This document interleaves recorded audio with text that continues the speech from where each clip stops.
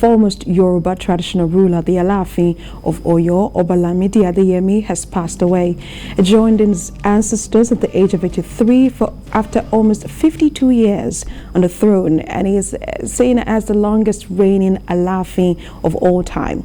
Born Lamidi Olayiwola Tonda Adeyemi on October 15, 1938, into the Alowolodu Royal House, the Alaafin was crowned on November 18, 1970, following the passing away of Oba Badigeshin Ladigbolu I. The late highly revered monarch has been described as the last man standing in the rank of experienced monarchs with long years of royal leadership. He has also been described as a royal institution and an authority, which he was by virtue of his high-octane understanding of Yoruba history, politics, and national development.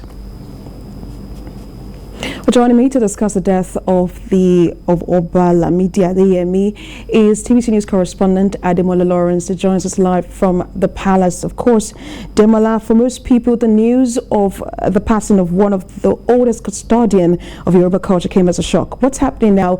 Talk to us about, we know, of course, a lot of people are in Oyo to, of course, witness this moment in history. What's happening now? Talk to us about that.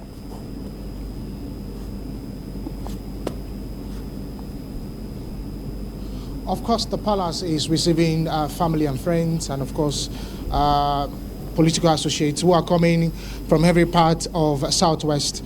And just a few hours ago, the Islamic rite was actually performed for the Oba Lamidi Adeyemi, which of course died early hours of late hours of yesterday. So it's been a very, very sad one, a sober one for the family of the palace. And so, of course, one of the things that one will look out for is how the rite will eventually go, and of course, who is going to be the next Alaafin for you. But as things are now, it is very, very clear that the whole of Southwest, because he is one of the custodian, of course, he is the custodian of culture.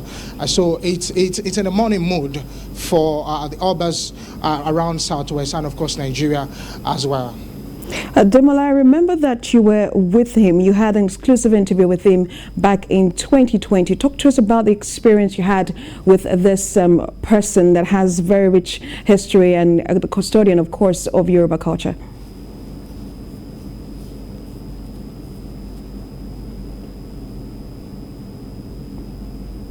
I had a chat with him when we came for the Southwest Agenda Swagger 2023 for Asiwaju Bola Ahmed Tinubu, and I had a one-on-one with him. One of the things that you cannot take away from me is an encyclopedia of African history. You know, he will tell you the dates, the time, and of course the period at which all of those things happen. You know, one that barely comes to mind and was when he was talking about the days of Awolowo and of course Akintola, and how things panned out during that time, and of course talking about how the history of how the Oyo Empire, you know, expanded into Benin, you know, and of course Togo. I remember that particular day he told us that he just came back 2 days ago from Togo, where he had to meet the Obas in Togo and of course in Benin. So for somebody like that who is a custodian culture, African culture, and Nigeria as a whole, of course is vast. Like I said, an encyclopedia of history of African culture. When you sit with him, you will know that definitely this is somebody who is well read, and of course knows his onions when he has to stand among the Obas around the world. Of course, a lot of persons' tributes, of course, have been pouring in from the social media, from different state governments, especially from the governor of Oyo State, who, of course, in his tenure has had to mourn 3 Obas. Now, the Shonwo of Ogbomoso, the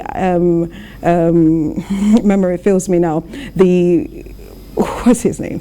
Okay, so and now the Alaafin of Oyo. Talk to us about the mood Olubado the Olubado of Ibadan, of course. Talk to us about the mood in the city. I know you got that this morning. What have you been seeing? You know, when you got to the palace, what were people saying? What were they talking about when they talk about this person that has passed on? This great person that has passed on, of course.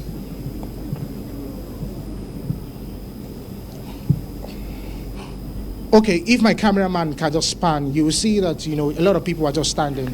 And of course, it's been a sober mood, a very sober mood, I must tell you. You know, losing 3 heavy kings in your states. First, it was the Sonwo of Ogbomoso, and later, of course, was Olubado of Ibadan. Now, the Alaafin of Oyo. These are 3 heavy kings, Obas in the Southwest. So, look, if you look around, of course, the atmosphere, it's in a very sober mood, I must tell you. Even all around Oyo State, coming into Oyo State this morning, it was as if something heavy left the shores of the state. So, and I'm very sure the governor of the state will be thinking what is happening. 3 heavy Obas during his time as governor, ascended to meet the ancestors. So it's a very sad one for the people of Oyo State and of course Southwest in general. These are kings that make their marks while on earth, and they have fought, of course, for the masses.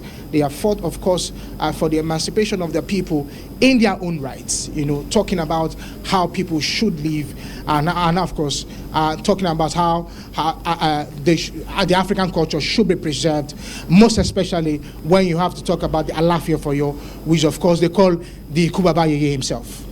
Very interesting there. Ademola Lawrence, our correspondent. Of course, we understand that you will give us more updates as to when the time that Obalamidi Adeyemi will be buried. Thank you so much for giving us that update. We'll get back to you in our subsequent bulletins.